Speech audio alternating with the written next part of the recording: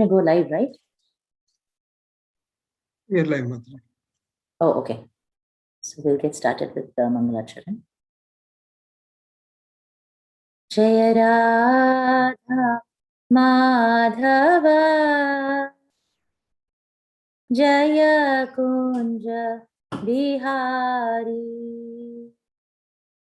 Jaya Radha Madhava Jaya Kunja Bihari Jaya Gopi Jana Vallabha Jaya Girivara Dhari Jaya Girivara Dhari Jaya Gopi Jana Vallabha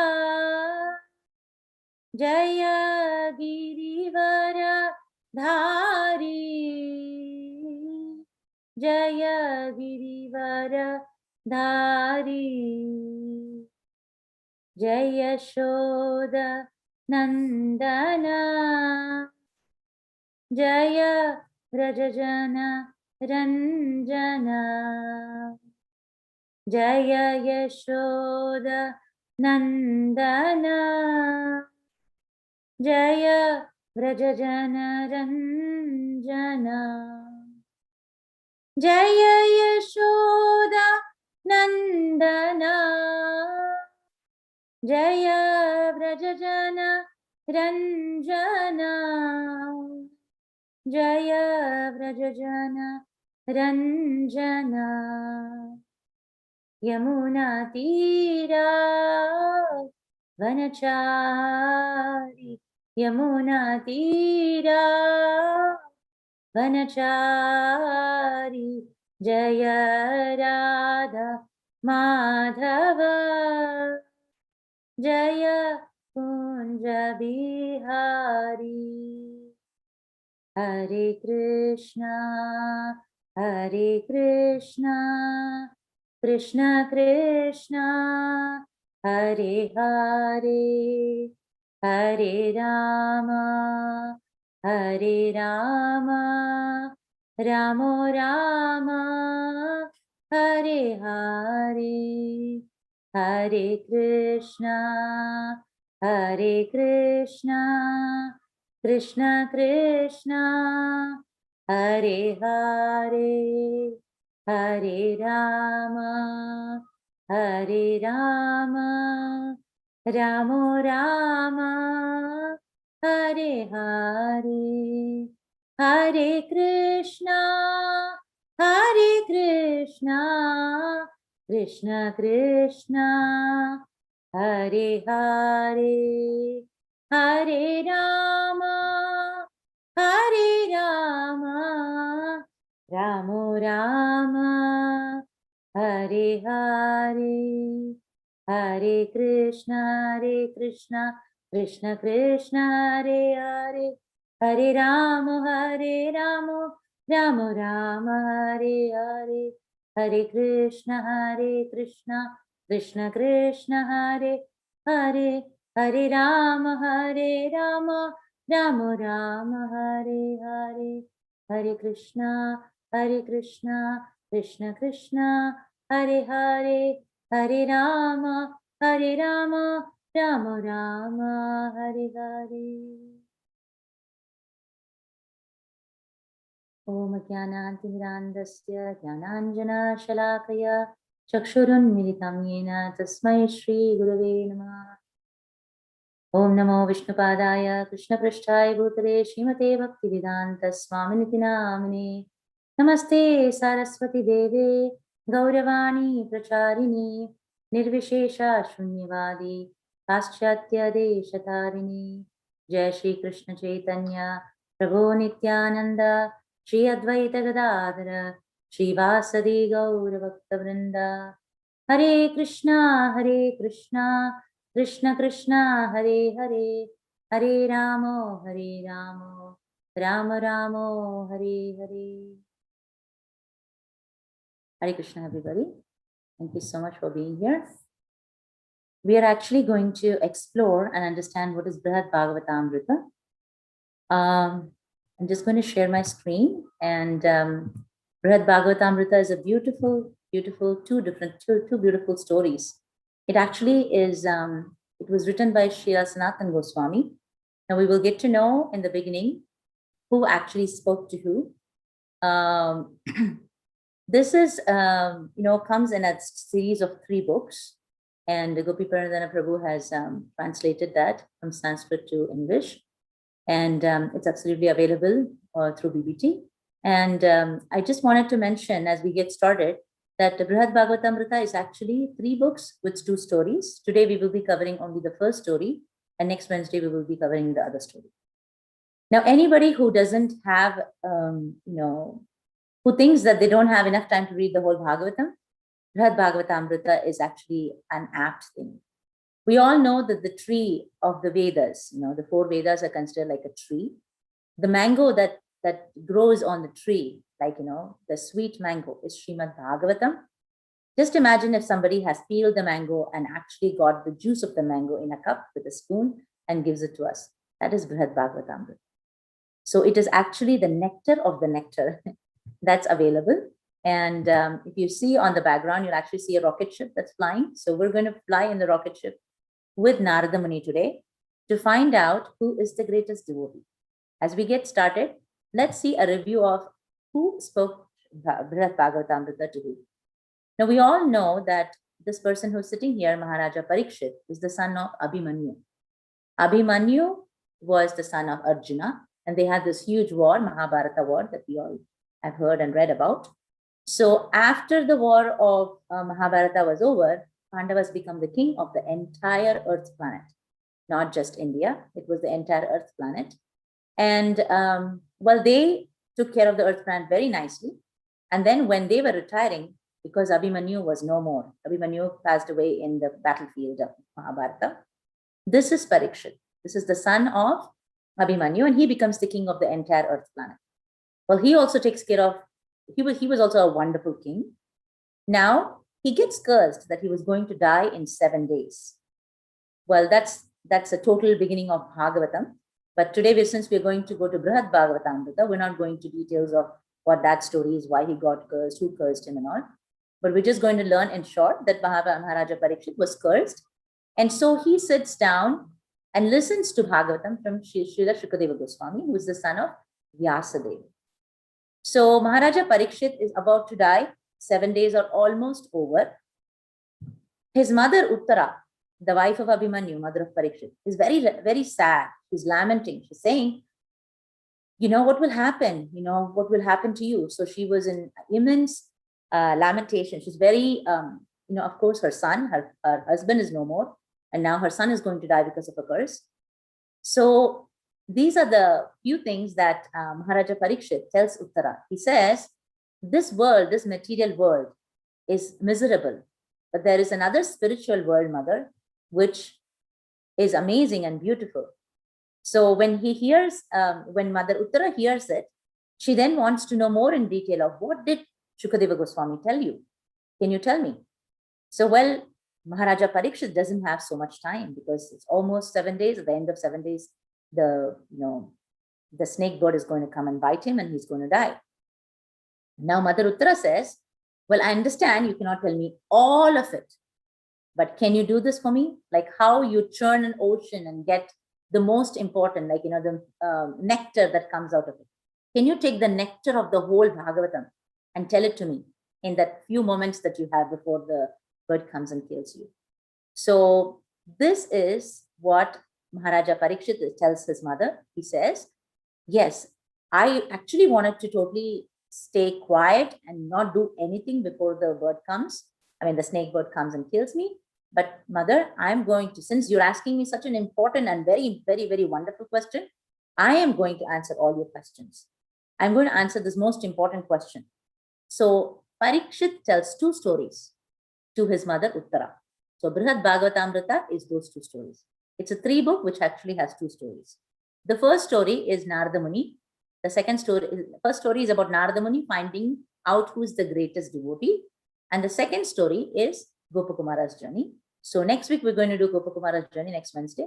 Today, we are actually going to do Narada Muni story. So Maharaja Parikshit tells that, okay, mother, I'm going to tell you the gist of the entire Bhagavatam.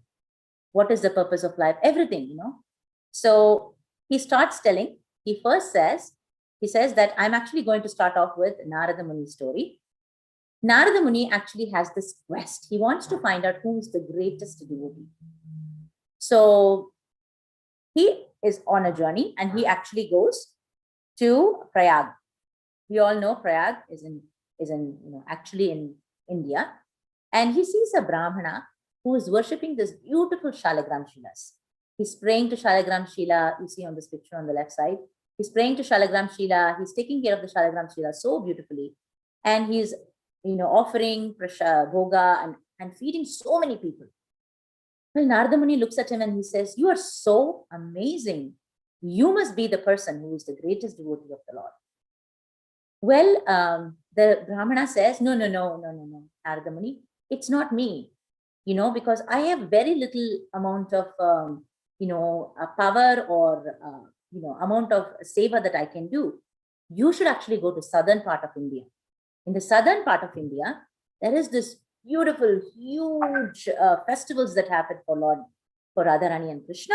You should go there because that king is actually doing huge amount of service, and he is also feeding umpteen number of people. So much of prasadam is cooked, and every day, it is taken care. So Narada Muni goes and visits the South India king. So the first one was the Brahmana in the Prayag. The second one is the South Indian king. So he reaches the South Indian king. He's very happy. He sees the opulence, the way everything is, the lordships are worshipped, the way Vaishnavas are fed, the prasadam, everything very extremely opulent.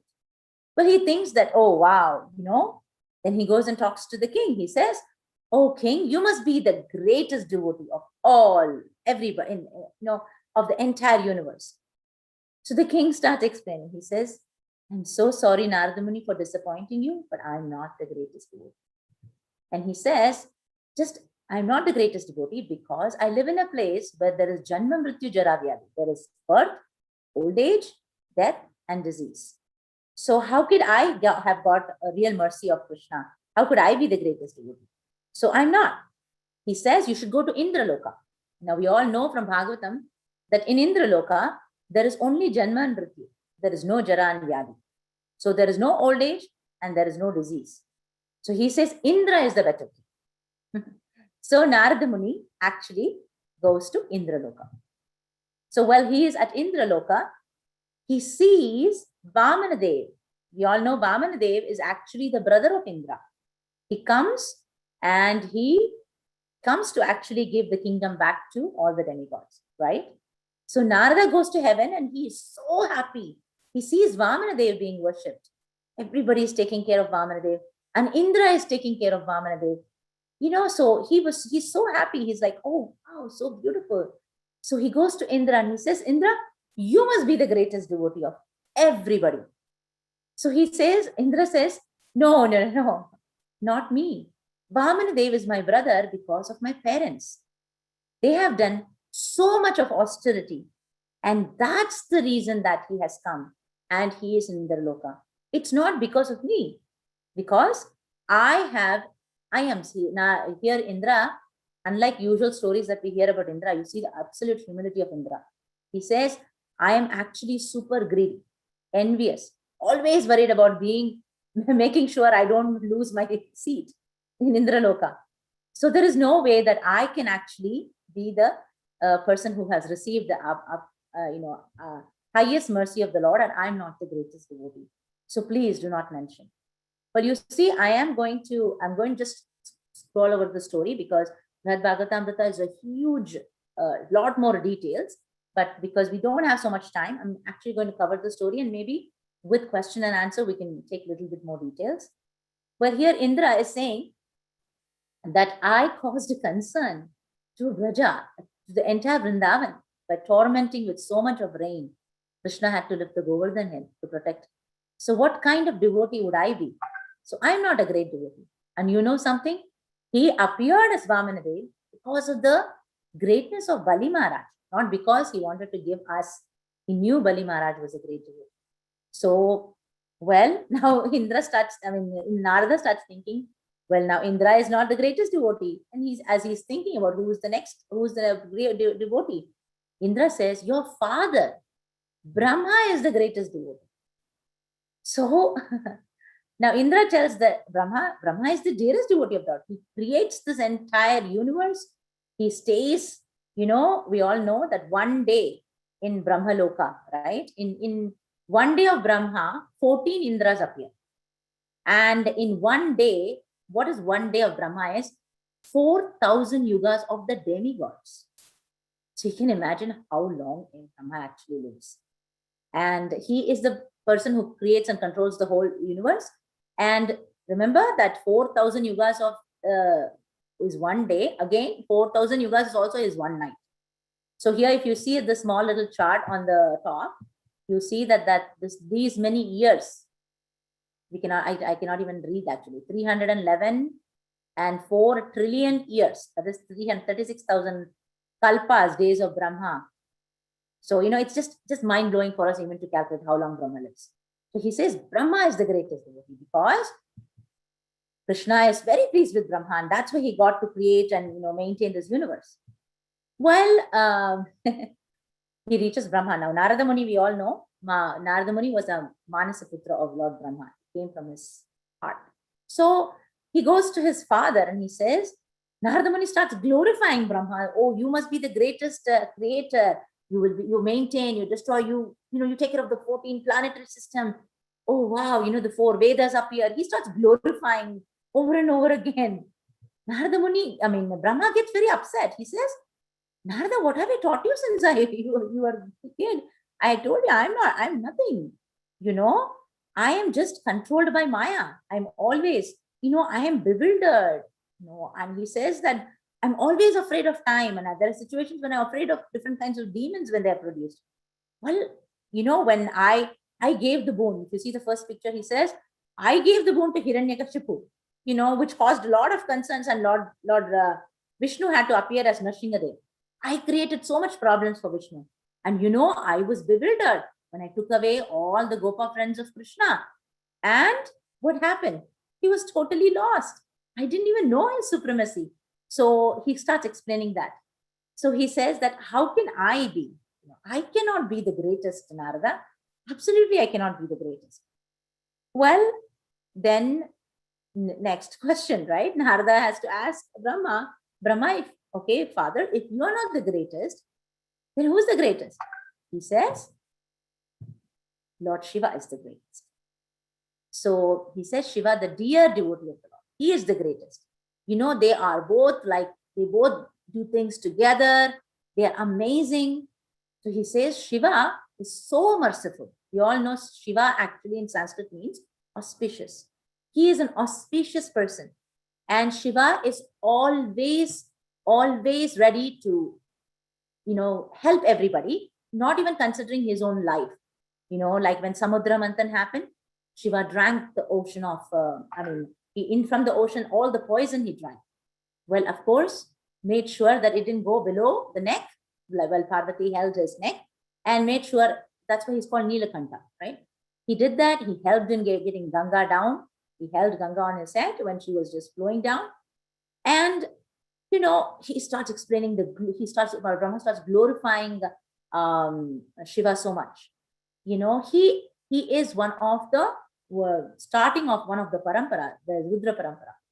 He says, fine. So now Narada Muni is happy. He says, okay, now I'm going to go to meet Lord Shiva. So now he comes to Lord Shiva. He comes to Shiva Loka. You see here this picture. Here Shiva is sitting down. You see his Nandi next to him. He is sitting down in a meditative pose. We have always seen pictures of Shiva. We've never seen Shiva playing with somebody or having fun with somebody. What we always see in Shiva is he is always meditating. He's closing his eyes and he's meditating.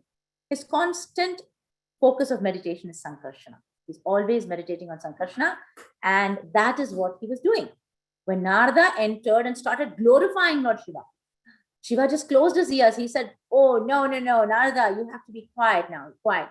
no, there is no way. What are you glorifying me for? So he doesn't like, he's a pure Vaishnava. He doesn't like himself being purified at all. So then Narada Muni is, Narada Muni is like, no, Shiva, no, Lord Shiva, I heard that you are, Krishna never considers anything that you do as wrong. When Banasura, Shiva is very merciful, very merciful. When when Banasura comes and asks him, he gives it. Any boon. When Ravana came and asked him, so all the demons in our stories, if you see, they will approach Lord Shiva and get some boon. So he says, I always give them boons, and then Krishna has to come and rectify everything. So what do? I have no clue. I'm surely not the greatest because I cause concerns all the time. So then, but then Narada Muni tells him that, oh, Krishna has given you that you can actually have the power of liberation. You can give liberation to everybody. Well, we have to understand that Shiva actually can help people when they are really pure, right? It actually makes them become more Krishna conscious.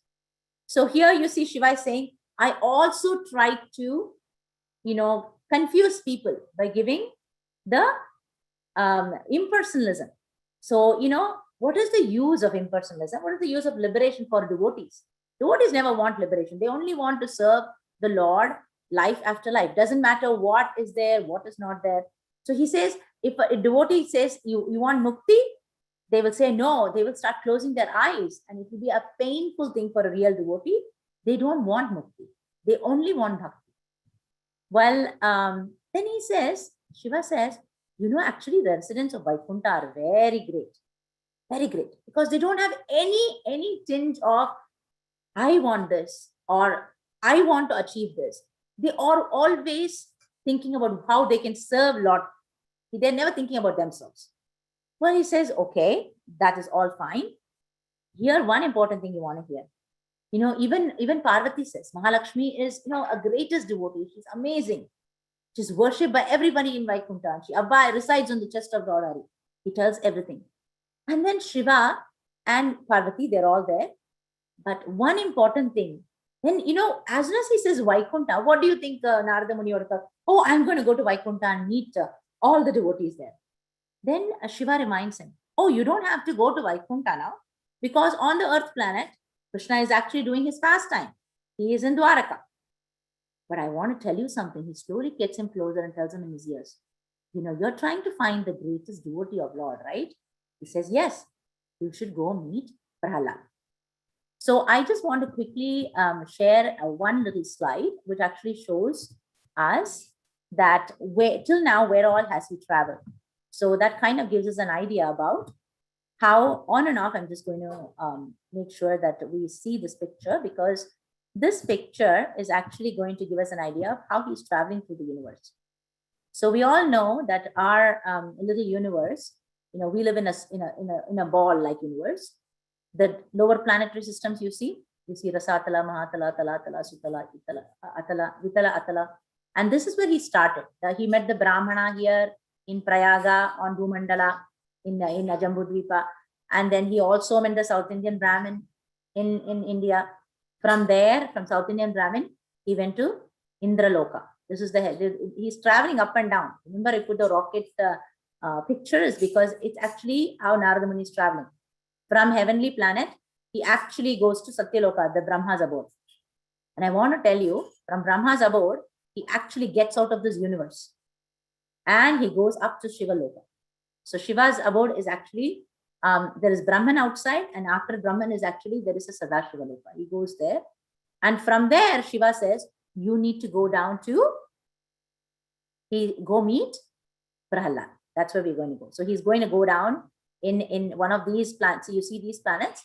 That is where Prahlada is actually residing.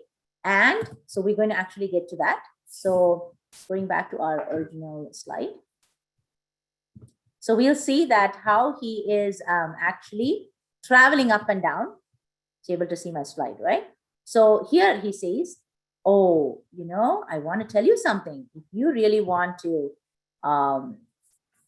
see the one of the greatest devotee, you should go meet Prahlada. So he goes down and he meets Prahlad Maharaj. So Prahlad is actually in the lower planetary systems. Well, I also want to say that Prahlad is also in one of the other upper planetary systems. So here, Prahlad is the grandfather of Bali Maharaj. Did you know that Virochan's son is Bali? So he is hearing. I mean, he thinks that, oh wow, I am surely going to go meet Prahlad. I'm going to go meet Prahlad. So he goes to meet Prahlad. He's so happy meeting Prahlad. He says, Prahlad, Lord Nrsingadeva, a whole incarnation just appeared because of you. You must be the greatest devotee, Prahlad. You must be the greatest devotee. Prahlad says, Prahlad doesn't have a word because, Narada Muni is so respectable for him. And when Narada Muni is coming and telling him, you are the greatest devotee, he says, no. He says, I don't have a sincere service to the Lord. My only thing is smarana. Prahlad Maharaj is always thinking of the Lord. So here you see, he reaches Sutala Loka. We just saw in the list, in the down, Patala, Atala, Sutala, right? But Sutala Loka was one of them. So he reaches the Sutala Loka on the bottom. And he goes to Sutala Loka because Shiva told him, like, Narada, you should go to meet Prahlad. Prahlad is now, he is getting glorified by Narada Muni, which Prahlad doesn't like. He says, Narada Muni says, Prahlad, Lord said that Prahlad is one of my greatest devotees. And then Prahlad says, no, please. I am always only remembering the Lord, but I don't serve the Lord. I don't have any service. I'm only constantly remembering the Lord. So the greatest devotee, as per me, is Hanuman. Because Hanuman is always serving him. Hanuman went to Lanka to find out about Mother Sita, and then he went to get the Sanjeevani medicine for Lakshmana, and he always carried Rama and Lakshmana on his, so he was constantly doing service. So if you see, they are moving from Smarana to Dasyam. So Hanuman is in the Dasya Rasa. So he is always, Prahlad was in Shanta Rasa. So we're moving to Hanuman, that is Dasya Rasa.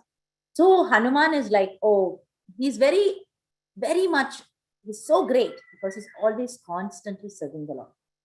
Well, remember now in the Bhumandala itself, there is Kim Purusha Varsha where Hanuman lives. So he comes back so he was on the Earth planet.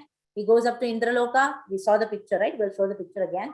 He goes to Brahma Loka, then he goes out of the universe to Shiva Loka, and from Shiva Loka he comes down to Sutal Loka to find Prahlad, and from Prahlad again he comes back to Bhumandala in the Kim Purusha Varsha. Hanuman resides. So now Narada Muni goes to Kim Purusha Varsha. So he goes to Kim Purusha Varsha and he tells Hanuman, wow, Hanuman, you're so great. Hanuman is like, I'm a servant of Lord Rama. If you glorify me, I will not be able to even, understand what you're talking, Narada Muni. Please. He requests him not to say. So then he says, if you are also not the person who has actually got the mercy of the Lord, then who else? Because Prahlad said he is in Shanta Rasa. Prahlad said he is always remembering Krishna, but he's not serving. He says, Hanuman is the greatest. Hanuman, I thought you are the greatest devotee. Hanuman says, no, I'm not, because I am just serving them. If I was the greatest devotee, I would always be with him. But I'm not, right? I am here and the Lord is in Ayodhya. So I'm not. I'm always serving in, whenever he needs me, I'm there. Well, Narada Muni thinks about it and he asks, then Hanuman says, the Pandavas are the greatest. Because you see this picture, during Akshaya Patra, Krishna helped them. During the Mahabharata war, Krishna became the charioteer of Arjuna. And, of course, Hanuman was actually a flag on the, if you see the Arjuna's chariot had a flag, which actually had Hanuman on it. We know this from Bhagavad Gita as well, where they say that Hanuman's flag makes sure that, this was one of the reasons he won the war. They have a lot of things that they explain. Prabhupada explains in the one of the last verses. And here you see, they knew Krishna was the supreme, and they actually did Rajasuya sacrifice, and they are so close to Krishna. They are the greatest, because, and his mercy towards Pandavas is unlimited. So you should go meet Pandavas, because Pandavas are the greatest. Well, again on Bhumandala, there is Hastinapura, right? So he goes to Hastinapura. He goes and meets the Pandavas. Now, let's see what Pandavas say. Now, as soon as Hanuman, as soon as Narada Muni gets to know from Hanuman, he actually goes and meets the Pandavas. But he tells to Pandavas, wow, you must be the greatest devotees. You must have got all the things from Krishna, because he was always there for you and he loves you. And Arjuna, he became your charioteer. Well, the Lord becoming your chariot is not easy. But we see Arjuna as the Sakya Rasa there. So he is in the friendship relationship, right? Sakyam. So that's what he says. He says, you're the greatest. There could be nobody else. Well, the Pandavas start feeling very morose. They say, how can we be the greatest? Because Krishna comes only when we have a problem. If we don't have a problem, Krishna is not with us. Krishna is always with who? Krishna is always with the Yadavas in Dwaraka. He lives there, he sleeps there, he walks there, he eats there. So he for sure, Yadavas must be the greatest. So now on Bhumandala itself, Narada Muni goes to Dwaraka.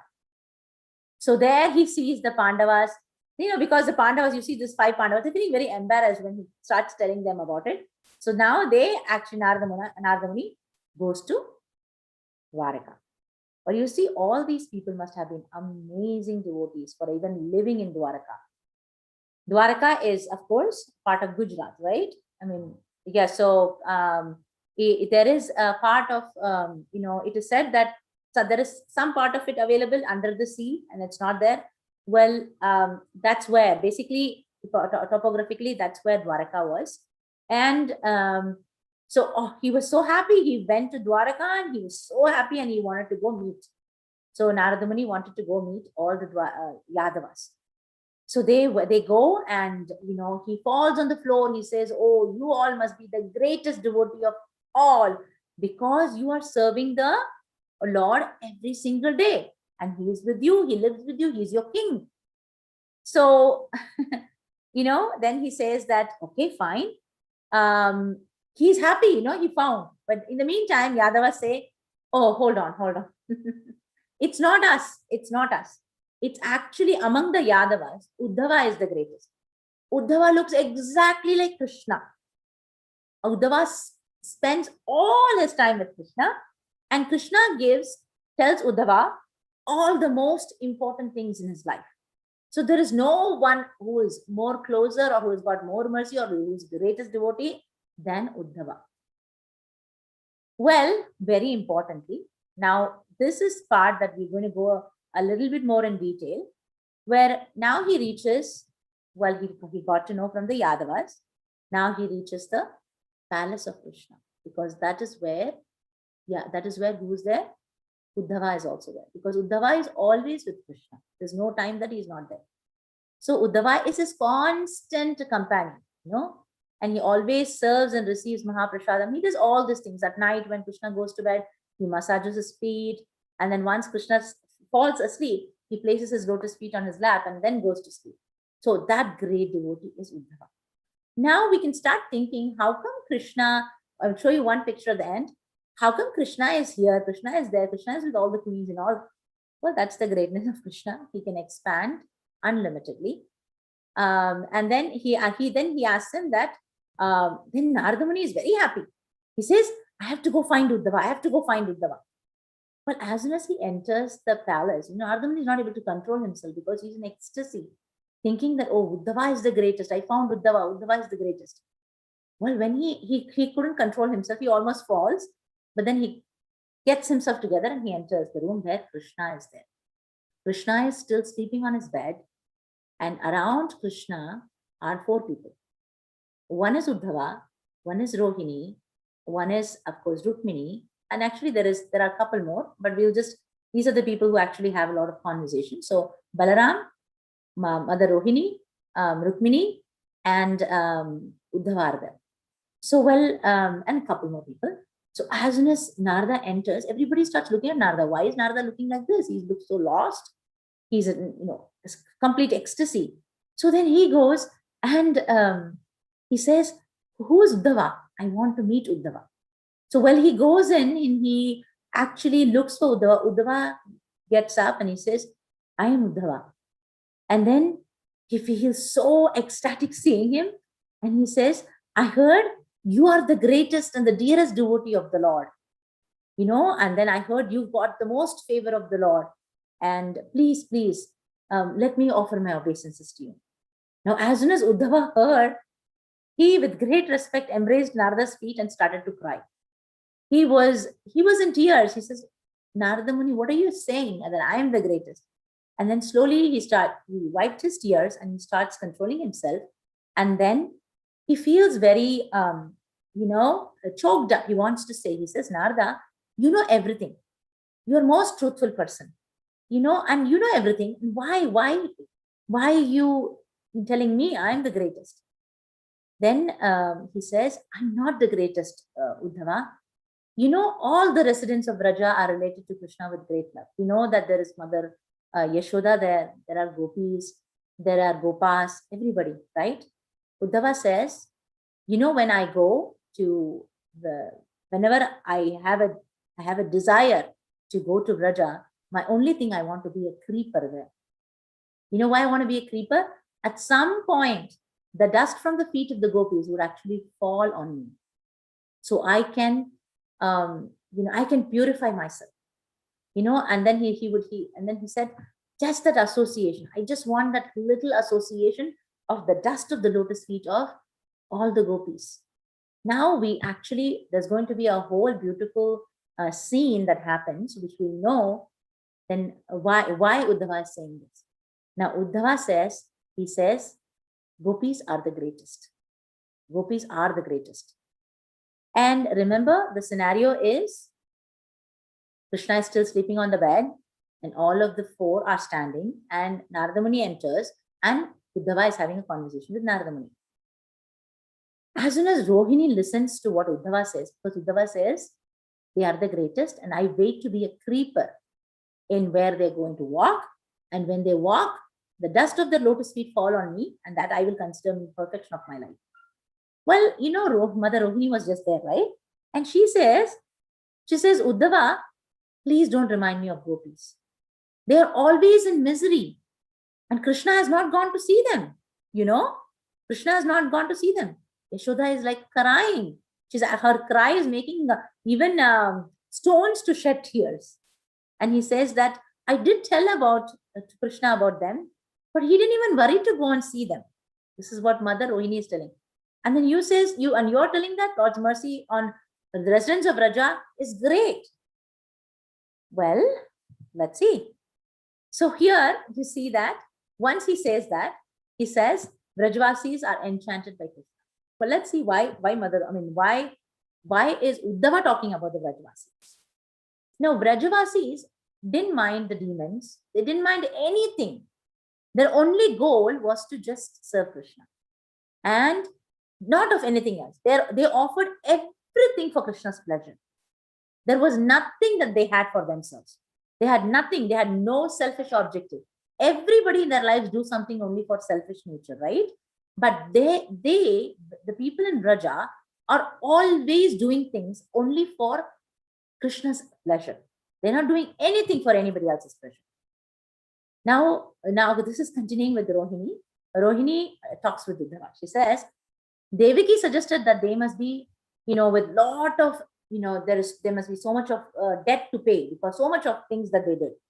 Well, they did not even, now by the time, Kamsa's mother is also there. We have to remember because Kamsa is also related to Krishna, right?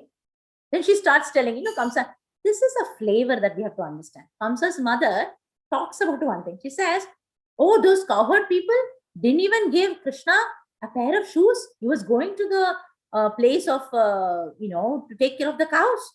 He took care of the cows. He suffered so much. Now, Rohini Devi absolutely ignored what Mother Bhagavati was saying. And she said, the king of kings in Dwaraka defeating all, she said, we don't understand the mood of the Vrajavasis. That's why we're thinking like that. They are so selfless people. And if Krishna is not present, they are in the ocean of sorrow. Now, very important, very, very important. Now, this conversation was being heard by everybody, right? Mother Rukmini was also there. You know what Rukmini says? She says, I am Krishna's wife.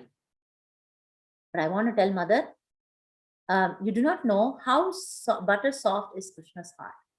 You said that why Krishna didn't go see the Gopis and why didn't he go to Vraja?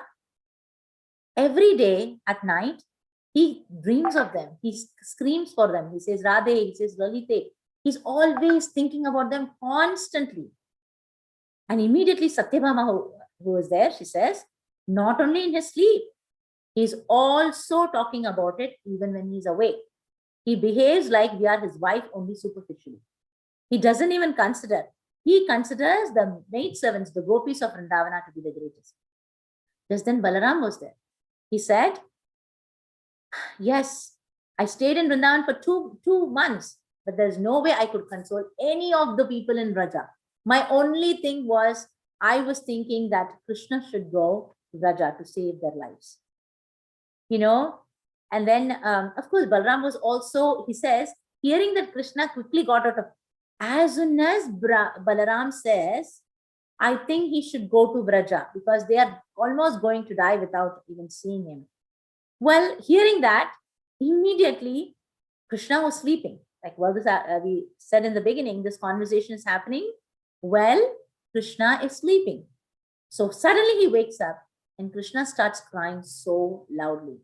His tears are flowing from his eyes. His voice is faltering. And those Brajavasis, he says, took care of me so nicely and I have abandoned them. We all have to understand, well, we'll discuss this a little bit more. This is actually the mood of Krishna, right? This is the love of Krishna for them. Uddhava said, the Brajavasis only want you. Unless you go, they will not be happy, right? So Balram says, he's remembering in Vraja when we would come back, dear brother, what to speak of Gopas and Gopis of Vraja? Due to your separation, even the cows, the animals, the birds, the trees, and even the lake are shrinking, So if you don't show them mercy soon, there's no way they're going to live. And now, hearing this, Krishna is actually crying so much that, everybody in the whole, where Ugrasena is there, where everybody else is there in Dwaraka, everybody also is in tears. The sound of their cry reached the hall and everybody is in tears. At this time, remember, Brahma also heard, oh, Krishna is not very happy because he's not with who? Is not in Vrindavan, he's in Dwaraka. Now, losing his composure, Brahma also cries for a little bit. But then he calls for Garuda. He says, go get Krishna Balarama to Raivata mountain. In Raivata mountain, they create a Nava Vrindavan. Understand, this is not really Vrindavan. Just to pacify Krishna, they create this beautiful doll-looking Radharani. So the Garuda actually picks up Krishna and Balarama and takes him to the Nava Vrindavan. In Nava Vrindavan, it's exactly it's a replica of how Vrindavan is, but there are no real people there. It's all dolls. Here Radharani is a doll. In the next picture, you will see all of this doll. And here you see Mother Yashoda is also a doll. Well, he goes to Mother Yashoda and he tells her, oh my gosh, I just dreamt I became the king. He is in the trance, right? He says, oh Mother Yashoda, I thought I was the king of Dwaraka. And this happened. I was not in Vrindavan. And then Mother Yashoda is not talking because, Mother Yashoda is a doll there. She cannot talk. So immediately Mother Rohini says, oh, Mother Yashoda was very worried because you woke up very late today. So don't worry. I'm going to pack food for you and I will get it there. So you can start going to the pasture with Balaram. So then he tells Balaram, you know what happened? I had this so big dreams, this beautiful dream where, I was like and then he says, the story is wrong. Balaram, I'm going to tell you while we're going to the forest. Well, then they start going out. They actually take the cows and they start going. While Krishna is, he's going with all the cowherds. These are all not really cowherds, right? So this is actually the only real people are Krishna and Balaram there. So they're all, Balaram understands that this is a thing created because Krishna was in so much of separation from Vrindavan, from Vrindavan and Vraja. Now Devaki, she saw that Krishna was dressed as a cowherd boy. She was very happy, and the cows, the milk was flowing from Devaki's breast, because that's the way mother shows the love towards her children. Now, looking at this, how much Krishna is enjoying, they feel very happy. Rukmani and Jambavati almost fainted. While tending the cows, Krishna suddenly looks up and he sees the sea, because Dwarka doesn't have Yamuna, it only has the sea. When he calls his friends, Sridama, Shubala, Arjun, where are you? Come, let's get the cow. And so he realizes, while he's saying this, that we can go jump and swim in the Yamuna and all those things. He realizes that he's actually not in Vrindavan because he sees the sea. But then he realizes he's in Dwaraka. As soon as Krishna starts coming back to consciousness, Balarama tells him, remember, we've come here to make sure we lessen the burden of the earth.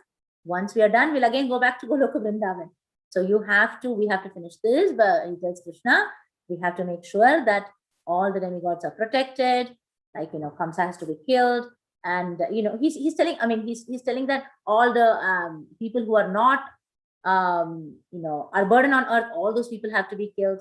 And you have to establish Yudhishthira as the monarch of the earth. Remember, we have come to do that. So like that, he actually he distracts, in one sense, he distracts Krishna, and he keeps going. Well, then Krishna inquires about Satyabhama. And then he thinks, where is Satyabhama? I can't see her. And then that time, during the Nava Vrindavan pastime, Kamsa's mother, Padmavati, you remember, she is the one who adds the spice to the whole story. She says, oh, Rukmini and other queens commented, you all should actually become the maidservants. You all should become like the cowherds because Krishna likes them more. But then everybody, Rukmini realized, yes, that is so true. But Satyabhama doesn't like it and she just goes away. So he actually calls for Satyabhama and he tells, I actually married. I didn't want to marry any of you. I only wanted to be with the Gopis.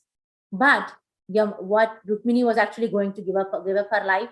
And then I saw all of you, those 108, when they were in prison, all those girls, I married them and I made them my wives. But in true sense, he himself says that I miss the superior love of Gopis. Why? Because, very important. And here Rukmini Devi says it so nicely. She says, the Gopis leave everything for Krishna, their household, their house members, everything, just to please Krishna. They don't have any other aspirations. They're Anya Vilashita Shunyam. We hear from Bhagavatam, Anya Vilashita Shunyam, Jnana Karma Anavatam, Anukulena Krishnana Shiranam Bhakti. He says that there is nothing else that the Gopis wanted. The Gopis only wanted to please Krishna.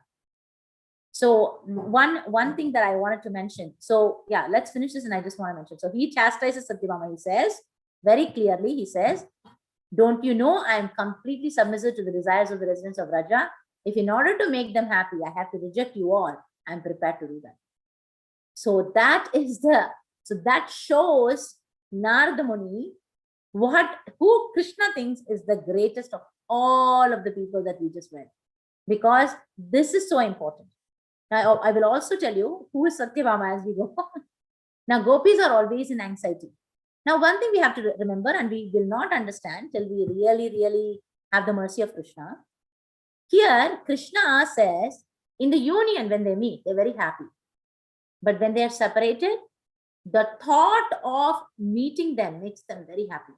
That happiness is the greatest happiness. When they meet, they're not very happy. You know why? Because they are worried they're going to separate. But when they're separated, they're always thinking about when they will meet Krishna. So they're very happy. So, that this is one of the things that Krishna mentions. And he also says, one of the things that he says, Rukmini reminds him of Gopis. He says, and of course, we just covered this, that why Rukmini reminds him of Gopis, because in true sense, Rukmini is Chandravali, its expansion, and Satyabhama is Radharani's expansion. So that's why they remind him of them, but they are only expansion. So we have to understand that. At the end, he actually thanks Narada Muni. Krishna thanks Narada Muni. He tells Narada Muni that thank you so much for reminding me of, I had such a wonderful time today, spending, thinking about them in my mind, completely about my people in Raja. So we saw that Prahlad was in Smaranam, he was Shantarasa. Then it was Hanuman who was Dasya Rasa. Then it was Arjuna and all the Pandavas who was Sakya Rasa. And then and then of course Gopas are also in Sakya Rasa. And then it's the mother Gopi, the elder Gopis who are in Vatsalya Rasa. And then Madhuri Rasa is the Gopis of Vrindavan, all the younger Gopis of Vrindavan. So he was very happy. But then he said, Narada Muni, I can give you I can give you boons. Please ask me, because you made me so happy. So Narada Muni asks, the first boon he asks is, please let me drink the nectar of your holy name. Your holy name nectar, I want to always keep drinking and distribute them to everyone. That's why Narada Muni actually is on a move from up and down. He goes to different planets and goes up, goes back to spiritual world. He is a transcendental spaceman and he gives out this mercy to everybody. The second one, he says, whoever hears, chants, touches, or holds in his heart the land of your pastimes will be blessed with loving devotional service at the lotus feet of Srimati Radharani. So when you constantly think about the pastimes of Raja, you can read it from the 10th canto of Srimad Bhagavatam. Whoever is always constantly meditating on the pastimes of the Gopas, the Gopis, they will, that is Vrajadham, they will absolutely get devotional, be blessed with a devotional service, and they will serve under the lotus feet of Srimati Radharani. So this is, I just want to quickly summarize what we did till now. So here is what we did. We had, let me open this. I'm just going to share this screen. Yeah. So we had Narada Muni. Narada Muni was here. Please just look at this picture. I took it from another slide that I'll be showing next week. So this is one universe. We all know we live in this universe. There are 14 planetary systems in this universe. Garbhodika Shai Vishnu is lying down. From his navel comes out this lotus stem. And we talked about this last time when we talked about cosmology. And this is Brahma Loka. And you see Patala Loka is bottom, Rasatala, Mahatala, Talatala, Sutala, Vitala, Atala, Bhuloka, Bhuvar Loka, Swarga Loka, Mahar Loka, Jana Loka, Tapa Loka, and Satya Loka. So Narada Muni is first on the earth planet. He goes to Prayaga, meets a Brahmana. He thinks he must be the greatest devotee of the Lord. From Prayaga, the Brahmana says, no, I am not the greatest. Actually, there is a South Indian king who is the greatest. So he goes to South Indian king. The South Indian king says, I am not the greatest because there is Janma, Mrityu, Jara, Vyadi. There is birth, old age, death, and disease on this Bhumandala. Indraloka. In Indraloka, there is only birth and death. There is no disease and old age. So you should go there. Indra must be the greatest. When he goes to Indra, Indra says, no, not me. I am so envious. I am so proud. I have done so much mistakes. I have actually caused the torrents of rain on Vrindavan, and Krishna had to protect the whole Brajavasis with lifting up the Govardhan hill. And when you're seeing the Lord in my house as my brother, it's because of the austerities of my parents, not because of me. So then he says, actually, Brahma is the greatest. Well, we know Narada Muni is the son of Brahma. So he goes to his father and says, oh, and he starts praising his father so much.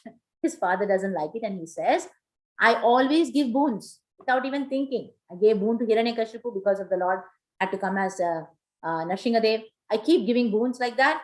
And let me tell you, I am also a living entity. I also live for this particular time and I also die. So I'm not the greatest. Well, excuse me, from Brahmaloka, he goes up and you will actually see on the outside this whole ball is actually the Brahman. After the Brahman is actually the Sadashiva Loka, where he goes to Shiva Loka and he asks Lord Shiva, Brahma says Shiva is the greatest. So he goes to Shiva Loka. But Shiva Loka is meditating on Sankarshana and he is in deep meditation. You all know very well, always a picture of Shiva is portraying him meditating. Now, who is he meditating to? According to Srimad Bhagavatam, he is meditating to Sankarshana. Who is? Sankarshana is an expansion of Balarama, and Balarama is an expansion of Krishna. So he's always meditating on Sankarshana. So he says, not me, not me.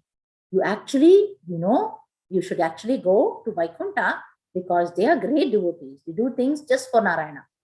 Then he says, you don't actually have to go to Vaikuntha. You can go to Bhuloka because Krishna is there now because he's doing his Leela in Dwaraka.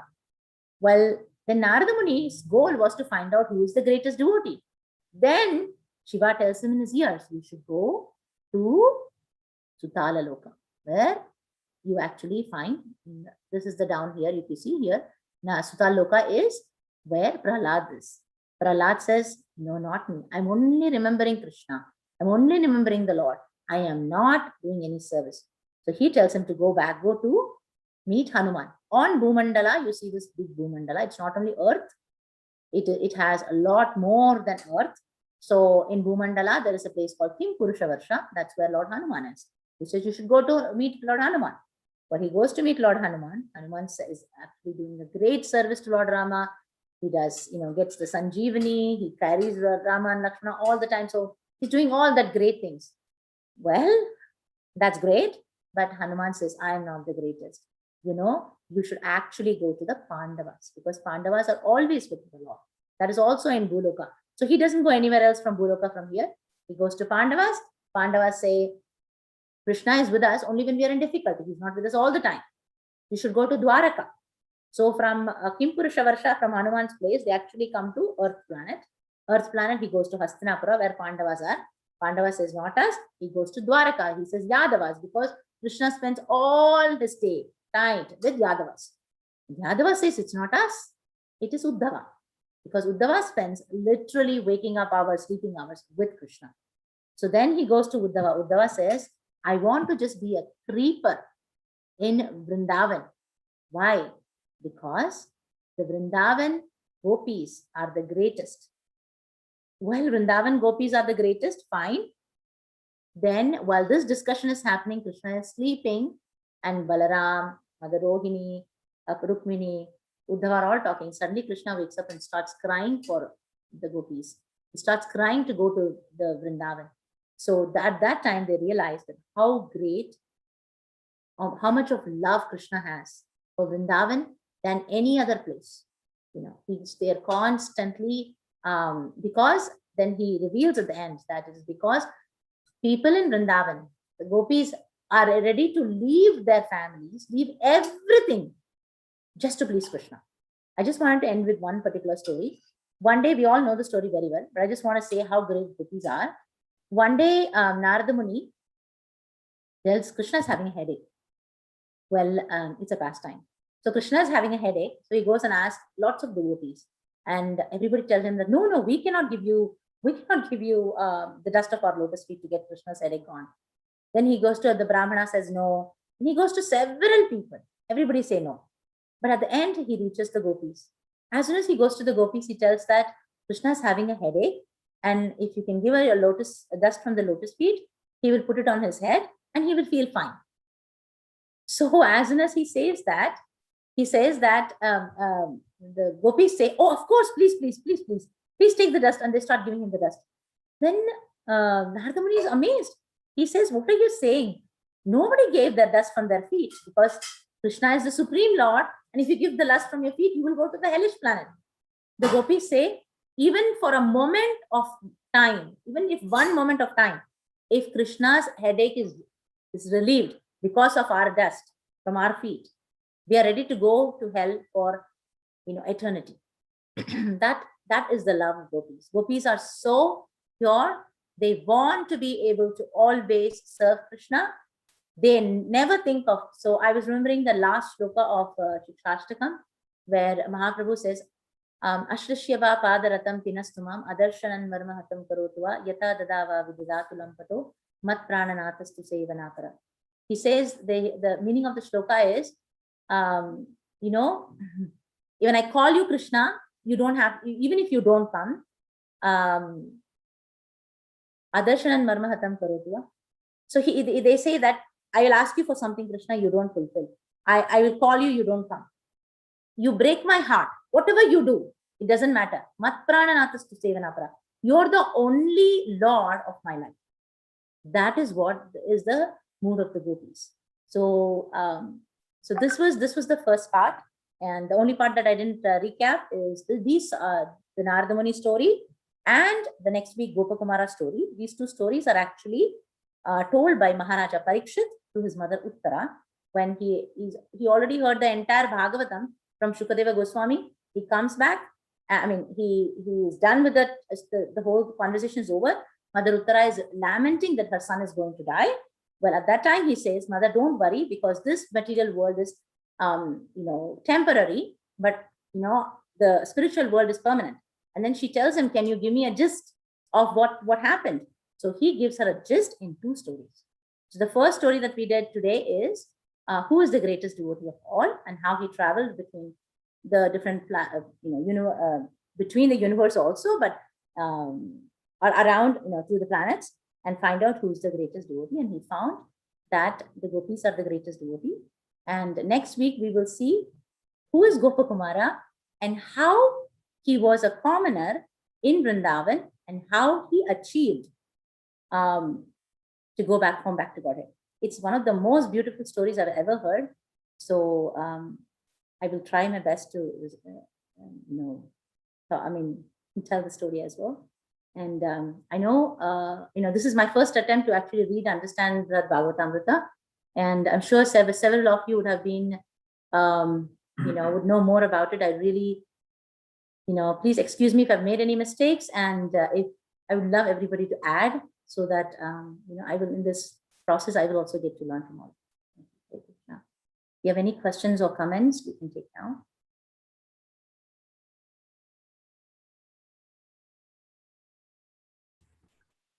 Hare Krishna. Hare Krishna, Prabhu.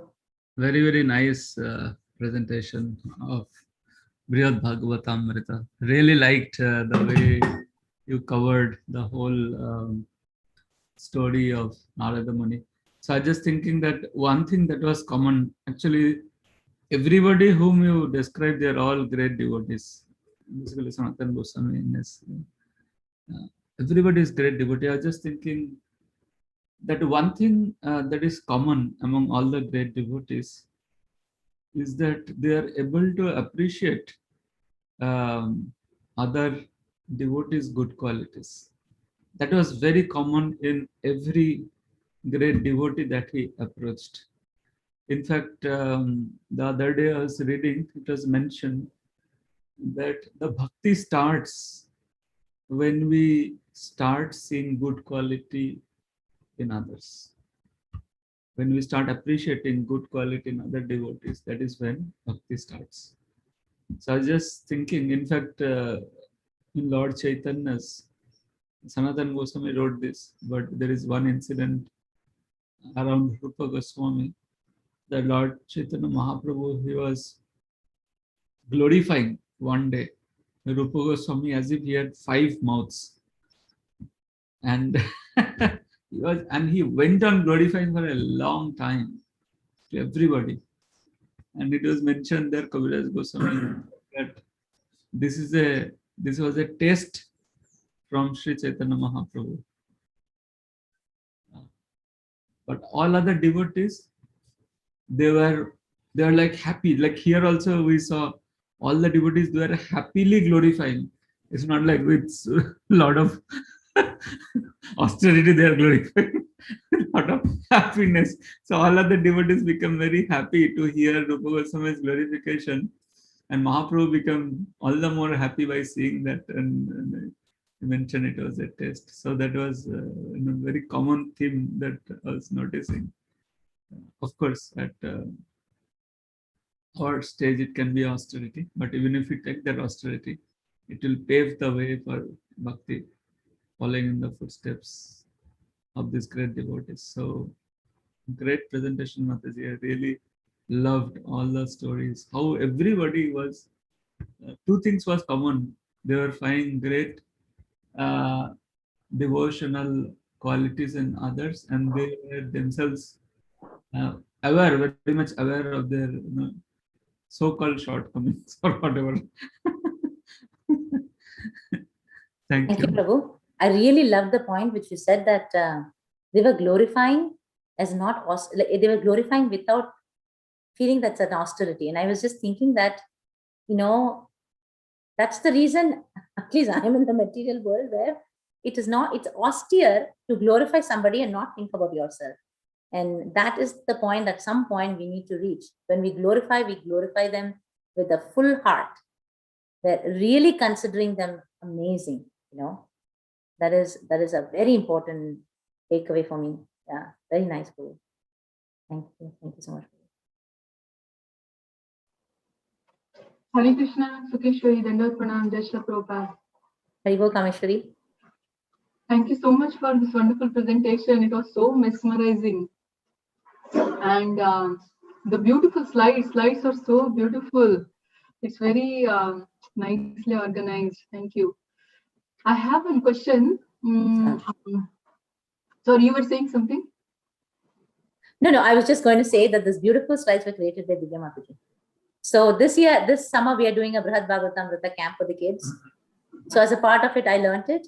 And I thought that when Mataji said you can do a Wednesday class, I thought I will do this for the class also. So I want to thank Divya Kumari Mataji for... wow, very nice. So, and you explained so spontaneously, It's so nice. Very I also want to mention that since it's just spontaneously, it's all glories to Preeti Vilasini Mataji, who created the entire study guide. She did 68 sessions of Brhat Bhagavatamrta on chanting on Bhakti Sangha calls. So I just took a drop of hers. Yeah, please go ahead, Kameshwari.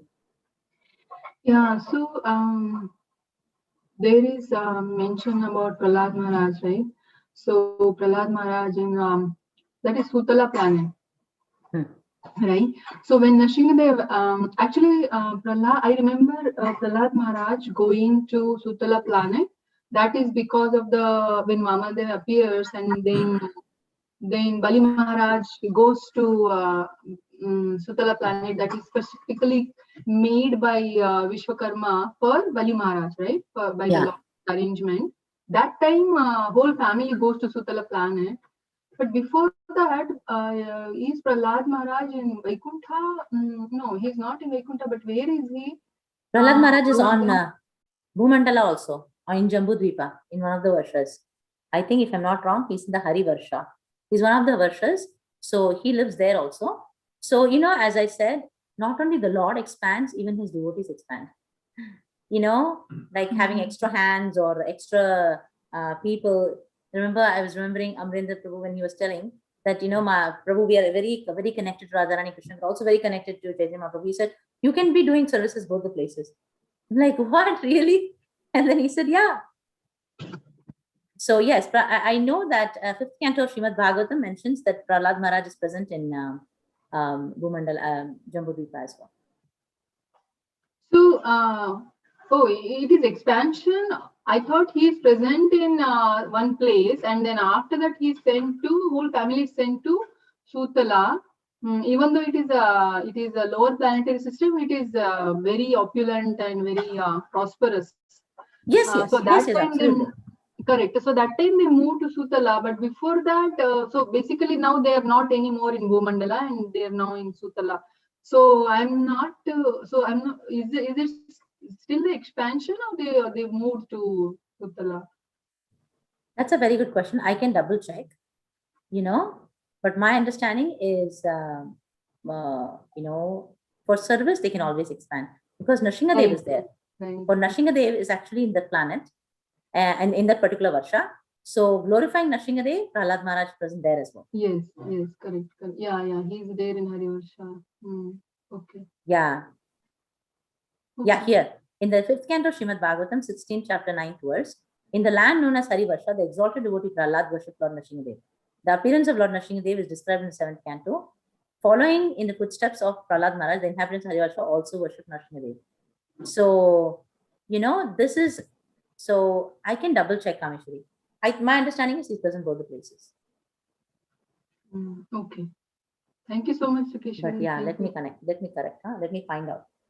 Anybody else on the call know the answer to it? Yeah, I can find out Kameshwari. My understanding is he's present both the places simultaneously. And next week you're going to do the next week will be Gopakumara. Wow, Jay. Thank you. Thank you so much. Hare Krishna. Thank you, Kameshwari.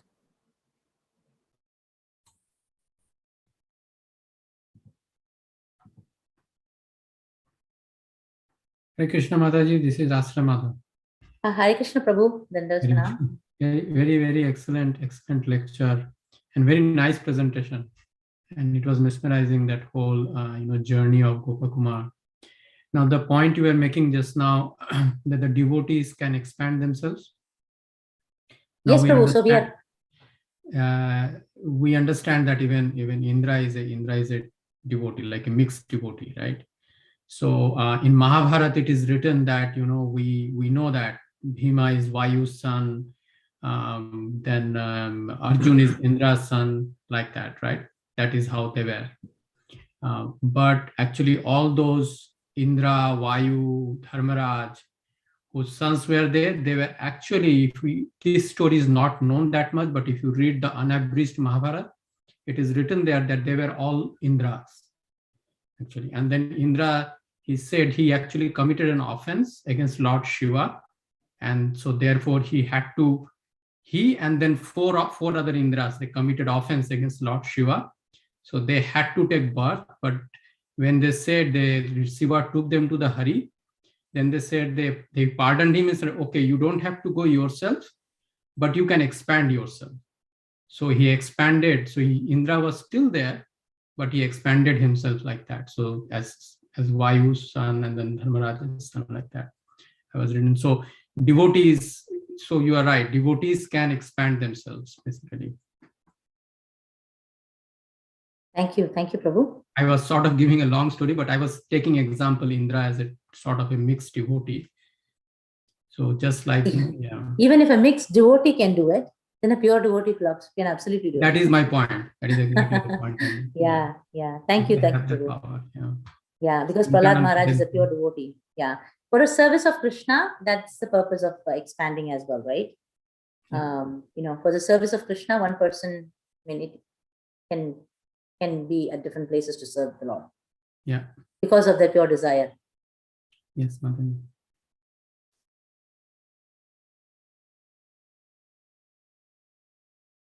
Yeah, go ahead, baby.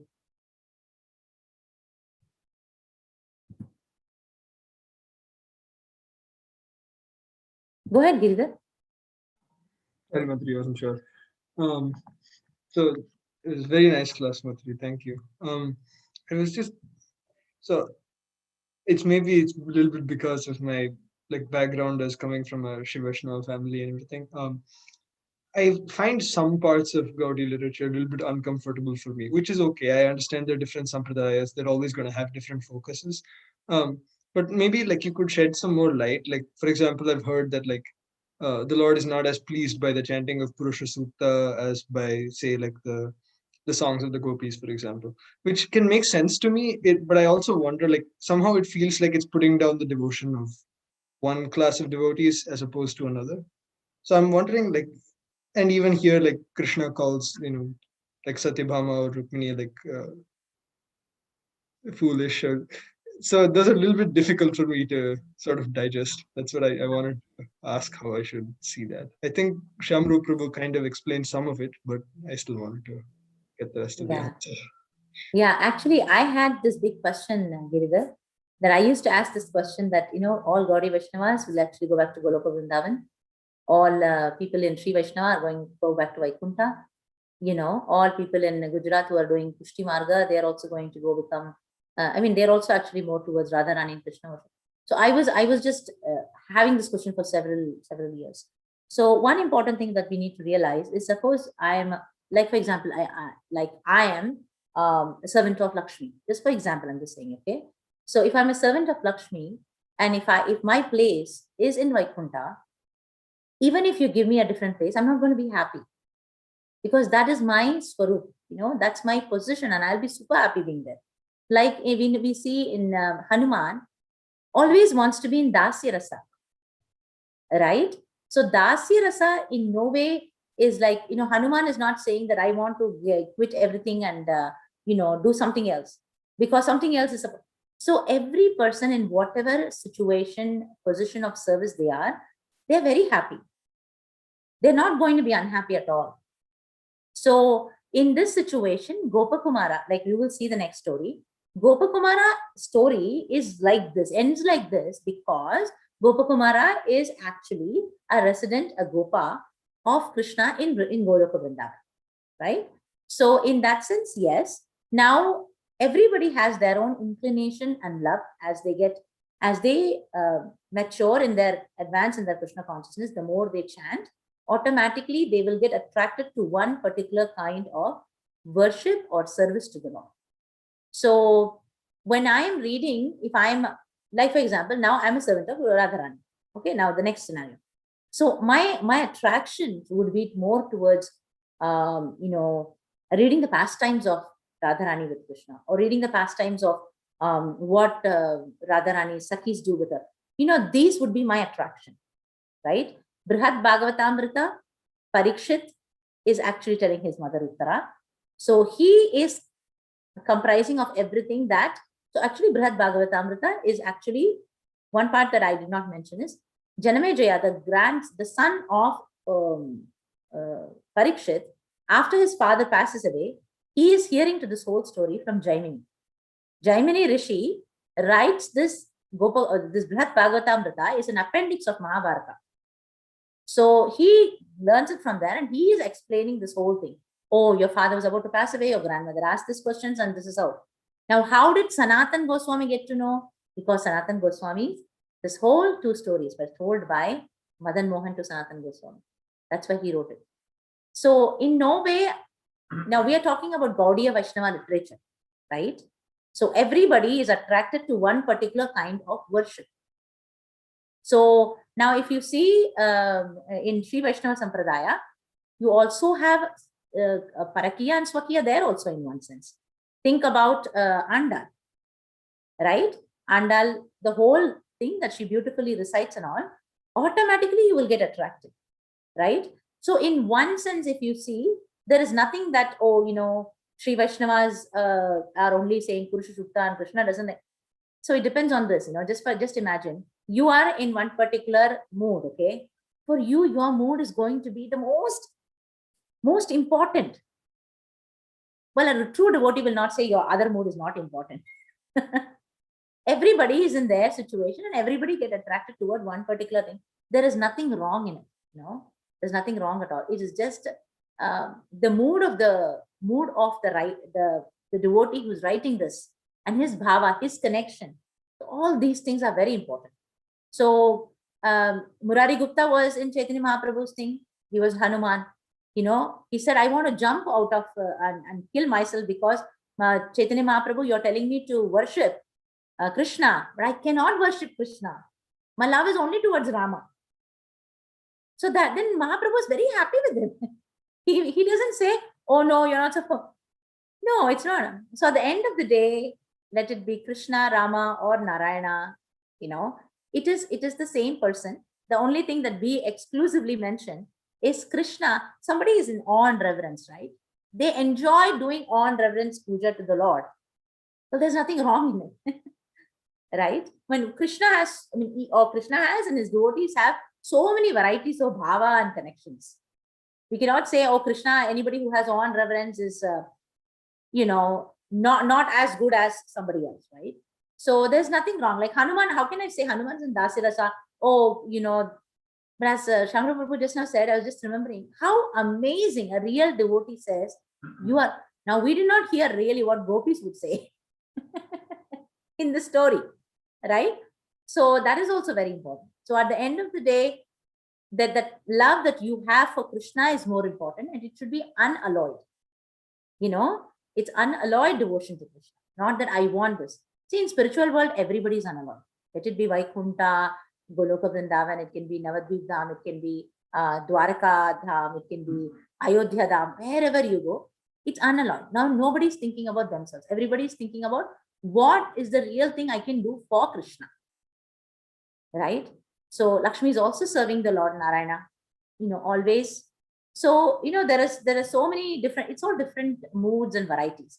For us, when I get to this point, I always think I'm like a Kupastha Manduka. You know that story, right? I'm sitting in this well, I'm a little frog, just jumping, thinking I have so much water. Till the day I come out of the well and actually see the water in the sea, I realize, my gosh, what water did I know? What nectar or what understanding did I have of the scripture? I may have one drop of understanding, till we really become that pure devotees and understand the mood of Krishna. But as a devotee, we don't even put down or say that even a non-devotee is bad. We consider him also be part of Krishna. So I know when you're considering, Prabhupada mentions Yamunacharya quotes so much in all his books, that particular verse where he says that when I have become, I forget that verse, but I still remember how amazingly he says that, sense gratification thought makes me, when I sense gratification thought comes to my head, I feel like spitting at the thought, So, such great literature has been explained in Bhagavatam, So, I don't think there is any, for us, we are always looking to find differences in material world, right? In spiritual world, actually, the way we are looking at differences, the difference don't exist. Now I'm talking this theoretically, I don't know. So Prabhupada says that when you're looking at differences, when think, oh, something is less, something is, so here when they're saying less and more, I'm again and again thinking about this. How great are each of these devotees? Not me. Oh, not me at all, not me. They. In the spiritual world, oh, me, it's me. Everybody says it's me.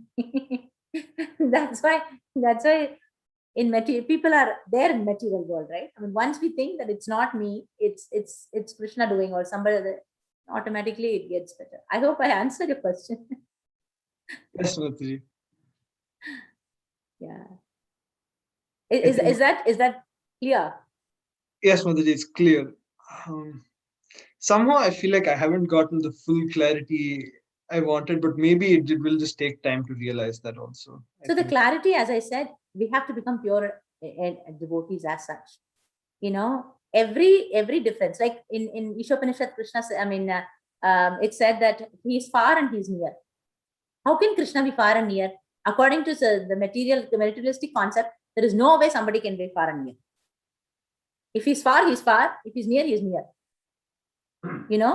He is a person. He's also not a person. What really? This only Krishna can. Then he is the highest, but he's not the highest also. In different concepts. So I would surely say that we should not consider. For me, my love to Krishna is something that would be something I that's the only way I can enjoy. Like Hanuman cannot enjoy anything else but being a Dasi or Das of the Lord. He can enjoy. He cannot even think of anything else. If they say, you want to be friend of Krishna, like walk around like with your hands around Lord Rama like that, he will fall on the floor and cry. He'll say, give me a breath. I always want to be. So you cannot change. So, I did ask once. So he did tell me that, people who are reading a particular scripture, they do have some inclination to that particular. But then I remember one other Prabhuji mentioned to me that he said it's not required. If you have a lot of attraction towards serving him in awe and reverence, then even devotees from Gaudiya Vaishnava can actually go to Vaikuntha. So there's nothing like exactly this way. Even devotees from Sri Vaishnava Sampradaya, like Parakiya Rasa, which is there, we don't know. I don't have all those answers exactly, but I don't think there is a big, huge difference. It's only a difference in our understanding because of our ignorance and limited. I'm just talking about myself. Ignorance and the limited knowledge that I have accumulated. The more we read, I just want to finish with this almost 5 minutes. I was just remembering one time my Guru Maharaj was mentioning that his name is Radha Swami. He said that there was one person when he was in Himalayas.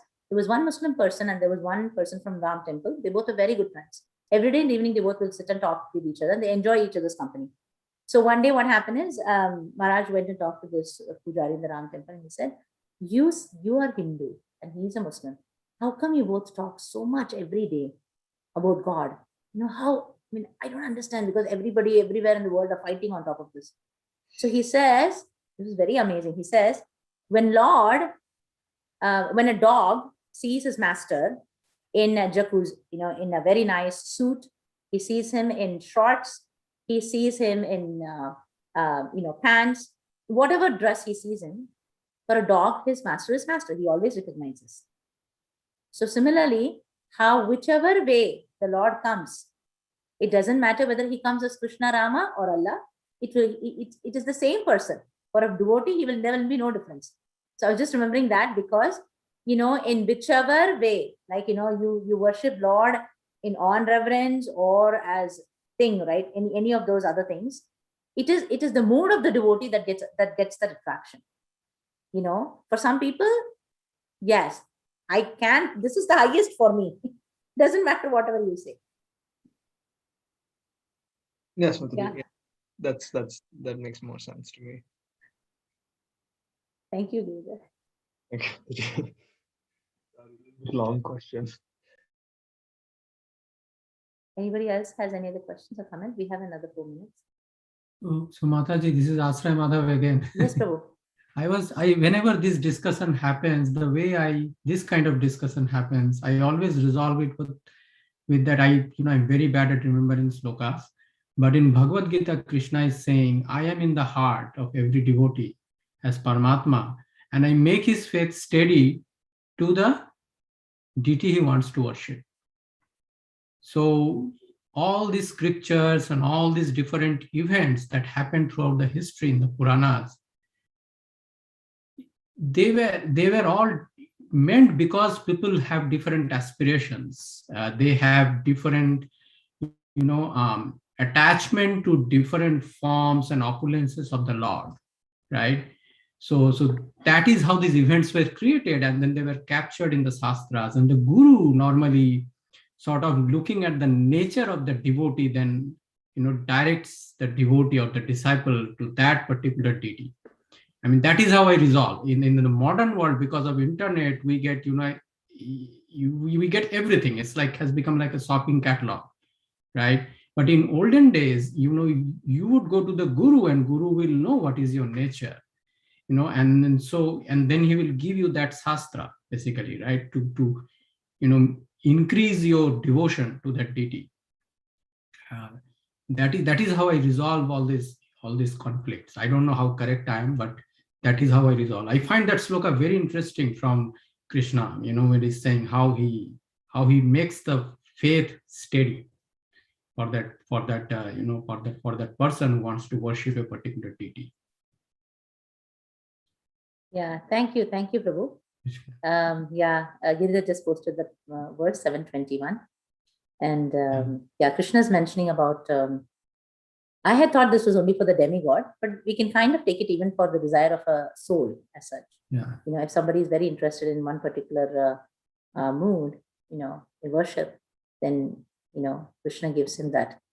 Yeah, this particular topic of mood and worship can actually turn up a lot of other points, because then the story comes that did you really fall from the spiritual world, or were you here, and when did you fall? All those things will start, and then is your desire according to what you were before, or are you really everything?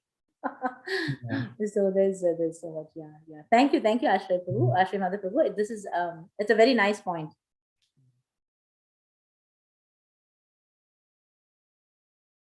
Yeah, so we will continue with Gopakumara's story next week, and I just want to make sure that the books are available. It's Brhat Bhagavatamrta, and there are a set of 3 books.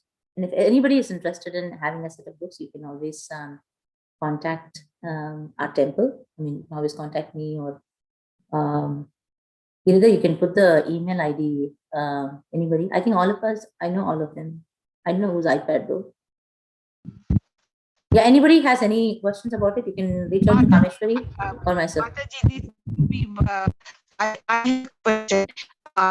Is that I have not read the book. So is that in narration form or are there slokas?